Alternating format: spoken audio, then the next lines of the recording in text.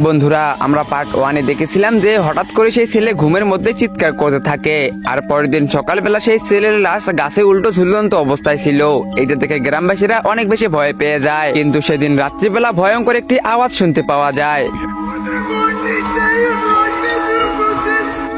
কিন্তু সকালবেলা গ্রামের মাঝখানে দুইটা লাশ পাওয়া যায়, অনেক ছিন্ন ভিন্ন ছিল আর সেইখানে লেখা ছিল গরিবকে অবহেলা কম করে করো। এটা দেখে গ্রামবাসীরা অনেক বেশি কান্না করতে শুরু করে। তারপরে গ্রামের হুজুর বলতে লাগে, যবে থেকে ঠুংঠুং মারা গিয়েছে তবে থেকে এরকম শুরু হয়েছে, কারণ আমরা ঠুংঠুংকে কেউ পছন্দ করতাম না। সে মাত্র আমাদের কাছে একটা রুটিই চাইতো, তারপরও আমরা তাকে রুটি খেতে দিতাম না। আর আমার মনে হচ্ছে ঠুংঠুংয়ের আত্মা চলে আসছে। আর এইসব তবেই শান্ত হবে যখন আমরা সবাই মিলে ওই নদীতে এক এক করে রুটি দিয়ে আসবো। আর ওই কথা মতোই সেদিন যখনই রাত 2টা বেজে যায় তখনই সবাই মিলে ওই নদীতে এক এক করে রুটি দিয়ে আসে।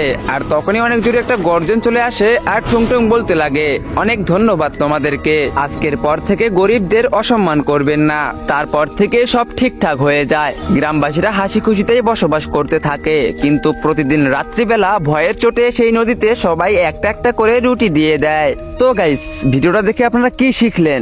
গরিব যতই হোক, যতই অসহায় হোক, কাউকে আমাদের অবহেলা করা ঠিক নয়। তো এরকম ভিডিও পেতে অবশ্যই চ্যানেলটিকে সাবস্ক্রাইব করে দাও আর কমেন্টে লেখো।